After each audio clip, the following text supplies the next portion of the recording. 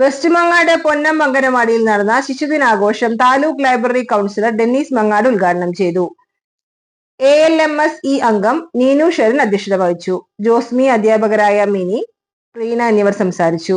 തുടർന്ന് നടന്ന റാലിയിൽ ചാച്ച വേഷധാരികളായ കുട്ടികളും രക്ഷിതാക്കളും പങ്കെടുത്തു. പായസ വിതരണം ഉണ്ടായി. ALMS അംഗങ്ങൾ നേതൃത്വം നൽകി.